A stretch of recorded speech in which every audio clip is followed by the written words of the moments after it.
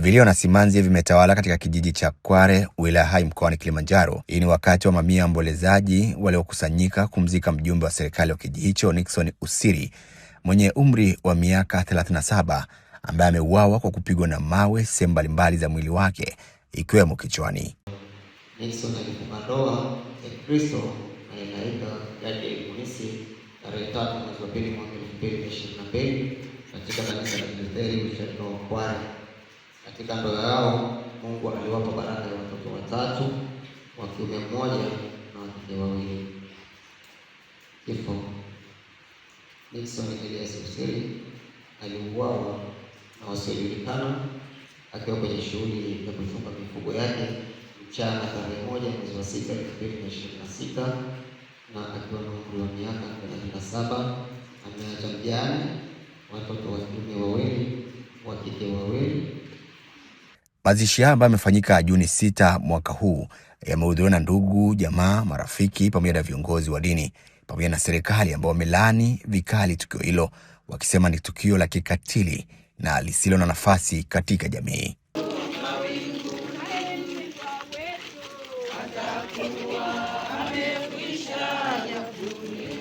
Bwana Yesu asifiwe. Poleni sana. Kwa kweli nimeishiwa maneno ya kuongea kwa sababu nilipokuwa nakuja kwenye msiba nilikuwa nawaza vitu vingi sana. Kwa nini sisi vijana? Nilikuwa nawaza sana. Tangia nimepata taarifa za msiba najiuliza kwa nini sisi vijana. Lakini sasa kwa vile lipo kisheria na nina imani kubwa ya jeshi letu kwamba ipo kwenye upelelezi, kwa nadhani watafanya kazi yao kwa ufanisi mkubwa.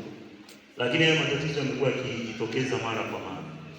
2021 kuingia 22 na hapo kijiji cha Mungushi ilitokea tatizo kama hili. Mtoto alikuwa anatoka kanisani mafundisho, akapita wakamnyonga. Mtoto mdogo tu wa shule wakamnyonga, lakini baadaye imekuja kugundulika kwamba ni mambo ya kishirikina. Sasa kuna saa unajiuliza unaongoza watu wa namna gani? Watu wenye roho gani? Kwa tuzidisheni maombi jamani. Tuzidisheni maombi sana.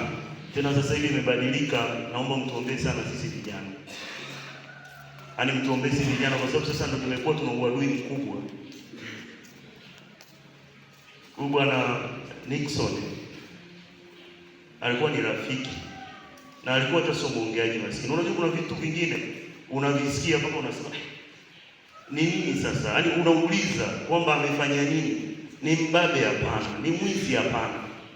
Kwa nini mtu anadhulumu uhai wa mtu? Tunakuta jibu hatuna.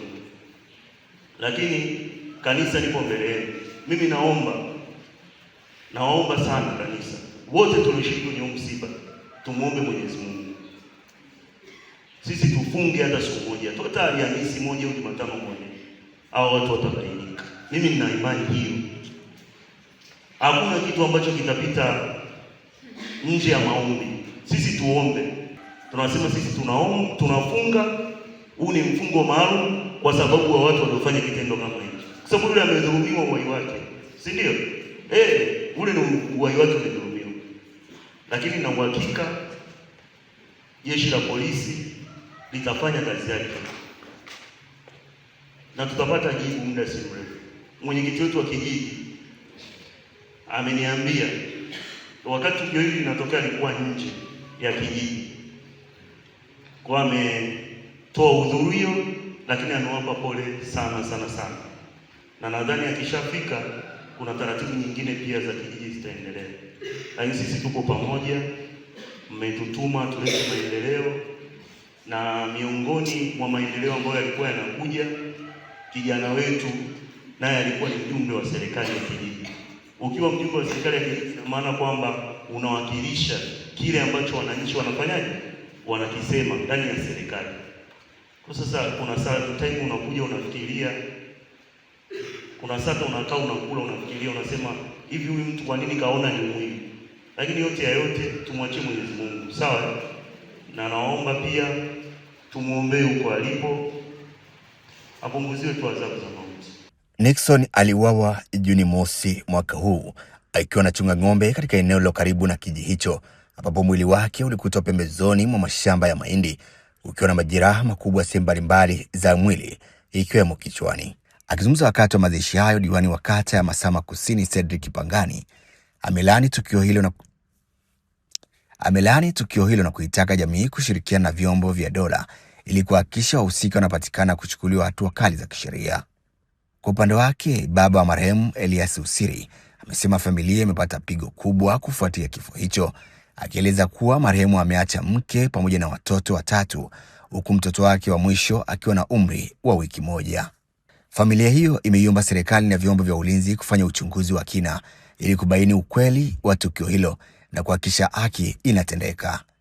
Kamanda wa polisi mkoani Kilimanjaro, Simon Maigwa, amethibitisha kutokea kwa tukio hilo na kusema kuwa mpaka sasa mtu mmoja anashikiliwa kwa ajili ya mahojiano wakati uchunguzi ukiendelea.